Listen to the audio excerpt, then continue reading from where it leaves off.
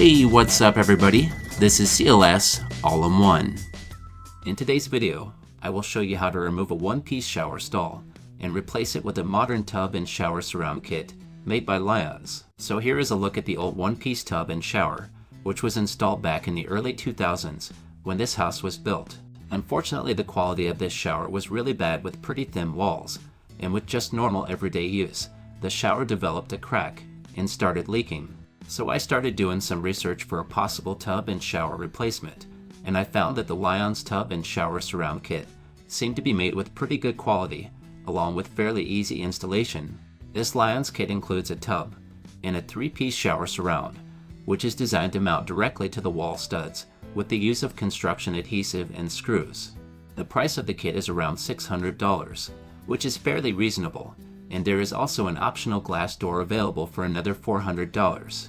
But the owners decided to just use a shower curtain in order to save on expenses. So the first step in this process was removing the old shower. Most one-piece shower stalls such as this are made out of either an acrylic or fiberglass, or sometimes both. As you can see here, I have cut the drywall away from the edges of the shower to expose where it is secured to the wall. This shower stall was secured with screws at every other step location, so I have removed all screws and plumbing fixtures, and now this shower is loose. But since this shower was installed before all the basement framing was completed, it will not fit through the doorway or hallways without cutting it into smaller pieces. To cut the shower, I am using just a standard sawzall with a multi-purpose blade. When cutting the shower, you need to be careful to not cut anything that may be located behind the shower walls, such as plumbing, electrical, and framing. And when cutting the shower floor, you need to be careful to not cut through any subfloor that may be located underneath the shower. This shower happens to be located in a basement, so it just rests on a concrete floor, but I still have to be careful to not damage my sawzall blades. So now I have cut the shower completely in half, but it's still a little too big to fit through the doorway as is, so I will have to make some more cuts to the bottom of the shower. And now this portion of the shower is finally small enough to fit through the doorway. If this one-piece shower stall had been made out of a higher quality material to begin with, it would have been a great option for a shower, because it has no seams where the water can potentially leak. But the huge downside to a one-piece shower stall is they do not usually fit in a finished house. So because of this, they are usually only installed in new construction homes, and this shower will have to be replaced with a multi-piece tub and shower surround. So here is a look at the shower area after removing the shower stall. I have a concrete floor along with drainage and plumbing, and some existing framed walls with an opening that is 60 inches wide by approximately 32 inches deep. And these measurements will work out great for the new Lyons tub and shower surround walls. But I still have a little work left to do before I can start installing the new shower. Here is a look at the installation guide that comes with this tub kit. On these pages it shows all the dimensions for the tub and shower walls, and it also shows the recommended framing layout. With these measurements I was able to make marks on the wall, which indicate where the top and sides of the shower walls and tub will be located. The area I have marked here in pencil will need to be cut out and removed in order for the new shower to fit inside this opening. And as far as the framing goes, I only had to add one board in the front corner, which provides support for the edge on the right side of the back shower wall panel. Now that I have the opening prep for the shower walls, it's time to get the plumbing and drainage ready for the tub. The measurements for the drainage on the tub can also be found inside the provided instructions, which show exactly where the drainage should be located. Now it's time for a test fit with the tub, and this part can be pretty tricky, especially if you are working in a finished bathroom such as this. I usually have to insert the tub with a slight angle and slowly shim the tub all the way to the bottom. As you can see here, I was able to do this by myself, but it would have been much easier if I had one other person to help me during this step. So this tub is very close to the same size as the old one, so it fit in this space fairly easy. Your goal when trying to find a tub replacement should be to find a tub that matches the dimensions of your old tub as close as possible, because it will save you quite a bit of time and labor and material costs. This tub fits just as it should, so it's time to move on to the next step. For this step, you can remove the tub and turn it upside down, or turn the tub sideways, or lift the tub straight up about 20 inches, then secure in place on the tub flange with screws at every other stud location. And I would recommend to pre-drill all the holes before using any screws to avoid damaging the flange. Now let's take a look at the bottom of the tub, and you will see that it has 6 support feet. And what I need to do now is add construction adhesive to the bottom of these feet, which will secure the tub to the floor, and this adhesive will also act as a shim to fill any small voids between the feet and the floor. But if there is any larger voids present, due to an unlevel floor surface, a waterproof shim of some sort should be used to fill the void. Before using the adhesive, you will want to make sure the floor and feet are both clean, otherwise the adhesive will not work as it should. Now I will apply a bead of adhesive to the bottom of the feet. This step can be a little tricky, and you may find it's easier to just turn the tub sideways. Now I will go ahead and lower the tub back down to the floor. Then raise the tub back up and secure it in place again with the screws. Now I can clearly see where the feet are making contact with the floor because the adhesive stamped the floor.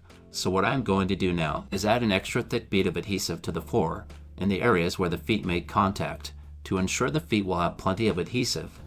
Next, I will go ahead and drop the tub down to the floor once again, then check to make sure the tub is level.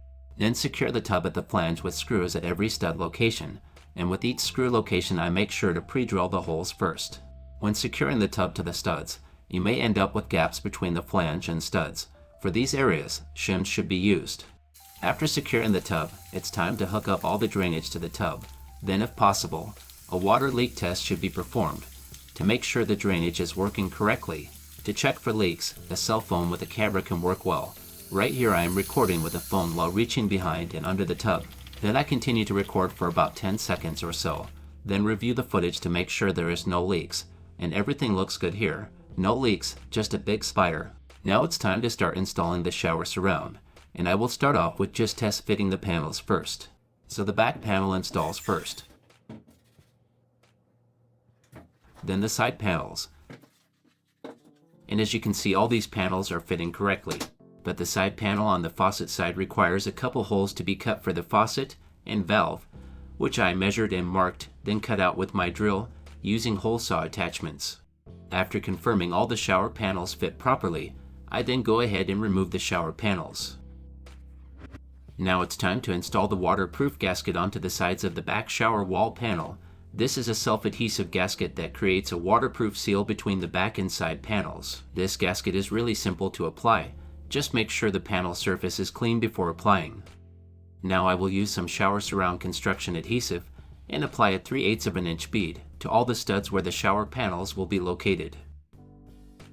Now it's time to permanently install the shower panels, again starting with the back panel.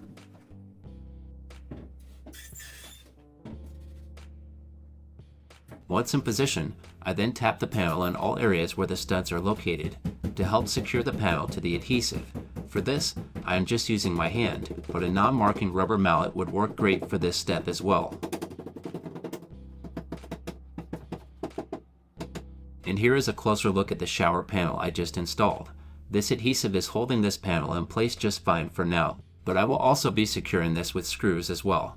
But I like to wait to use the screws until I have all the panels in place, just in case one of the panels needs adjusted. Now it's time for the next panel. So on this side I did have about a 3/16 of an inch gap. To correct this I just used some composite shims and screwed them onto the wall. Then applied a very thick bead of the surround construction adhesive onto the shims and the wall studs. Then I installed the panel, again tapping on the panel where the studs and adhesive are located. And now I can move on to the final panel and add the construction adhesive, followed by the panel installation. And once again I tap on the panel where the studs are located. Once I have all the panels in position and squared with each other in the tub, I then begin securing the panels with self-tapping screws on the panel flanges at every wall stud location.